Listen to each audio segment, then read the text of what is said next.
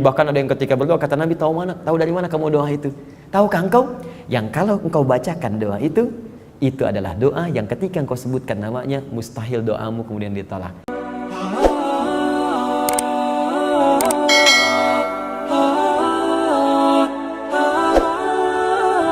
Bagaimanakah doa yang sesuai dengan Al-A'raf ayat 55 dan 205? Karena di tempat kami setelah selesai salat imam hanya berdoa dengan keras sekali. Baik. Ini ayat ini Bapak Ibu sekalian kita combine ya. Bacakan dulu ayatnya. Quran surah ke-7 ayat 205 saya contohkan. Wadhkur rabbaka fi nafsika tadarruan wa khifatan wa dunal jahri minal qaul. Dan berdoalah, sebutlah nama Allah dalam jiwamu fi nafsika tadarruan wa khifatan wa dunal jahri minal qaul. Dengan berharap penuh kepada Allah Subhanahu wa taala. Wa khifatan, dengan halus merasakan tinggi.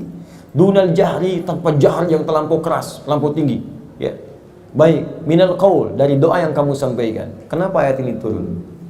Karena ada seorang sahabat yang belum paham tentang cara berdoa, kemudian berteriak-teriak minta, "Ya Allah, ya Allah, ya Allah, ya Allah, ya Allah, ya Allah." Kata Nabi mengatakan, "Hei, kamu berdoa itu bukan pada Tuhan yang tuli. Tuhan kamu mendengar, jadi nggak usah keras-keras teriak-teriak begitu," kata Nabi.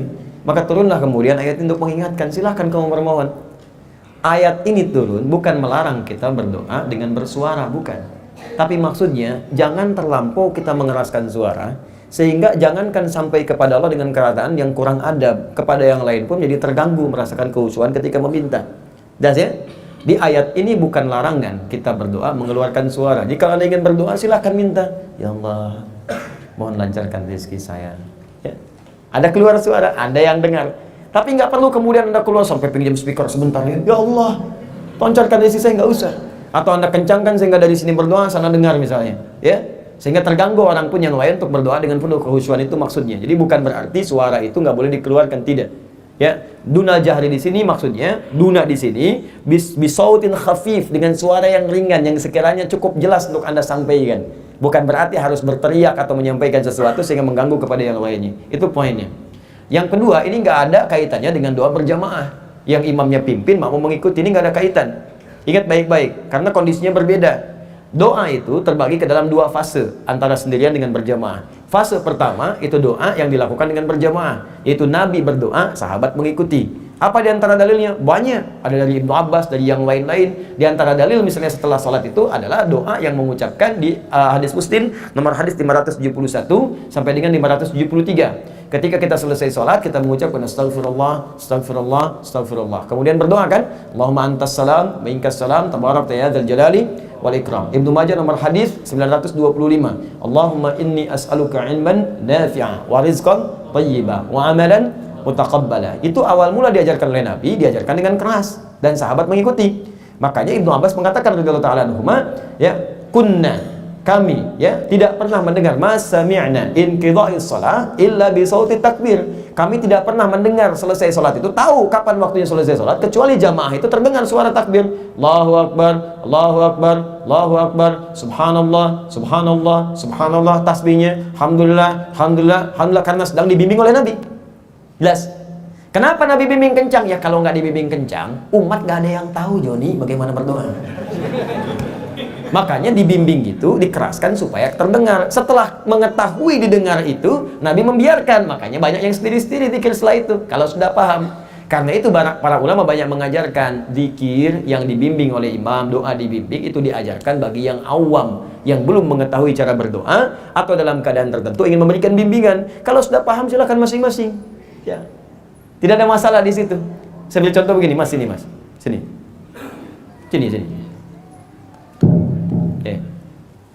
Sini, saya bisikin. Nih, sampaikan. La ilaha illallah. Wahdahu la syarika lah. Lahul mulku wa lahul hamdu wa huwa ala kulli syai'in qadir. Coba bacakan sendiri. Anta subhanaka inni kuntu minadh dhalimin. Oh kan? Artinya mesti dibimbing. Kalau sudah dibimbing, kedengaran kan? Kencang nggak suara saya tadi? Kencang, kencang itu jahar itu terdengar. Ketika terdengar diikuti oleh beliau.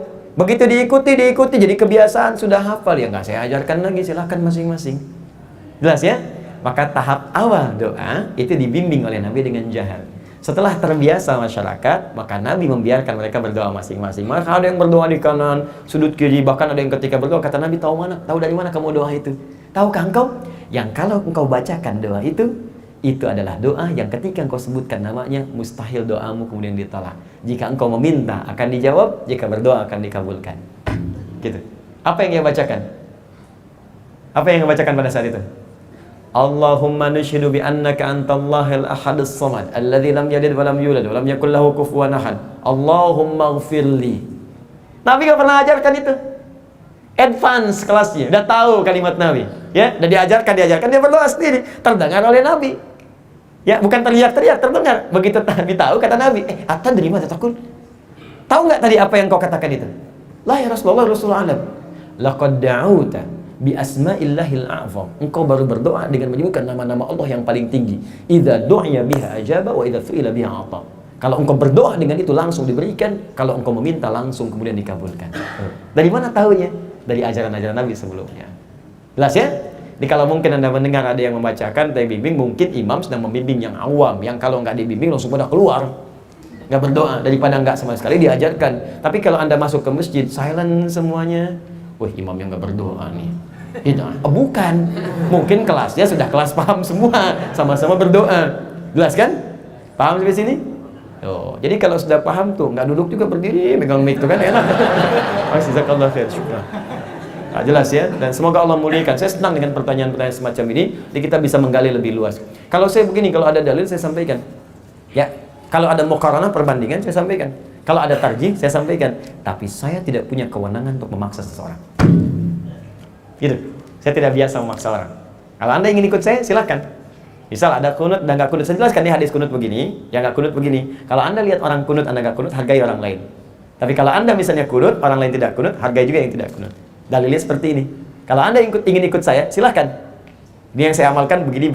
Bismillah ada 70 hadis. Yang jahar, ini dalilnya. Yang sir, begini. Yang nggak pakai, begini.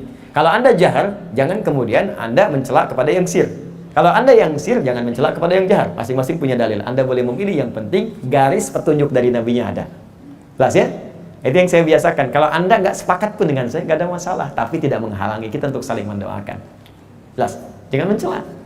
Dan saya bersaksi pada Allah, saya tidak pernah mengajarkan Anda untuk mencela orang lain. Ya, jangan terbiasa untuk melakukan itu, karena akan menghilangkan pahala-pahala kita. Anda ngaji Quran dengan saya, ngaji sunnah, tapi belajar dari sini pandai mencela. Ya Quran mana yang Anda pelajari? Karena Anda ngabisin pahala. Apalagi sebelum datang udah mencela. Sama siapa ngajinya? Ustaz Andi, Ustaz Bid'ah tuh. Oh. Datang aja belum gitu kan. Tapi nggak apa-apa, nggak harus marah juga, nggak harus marah ya. Dan saya aja nggak marah. Kenapa Anda mesti marah?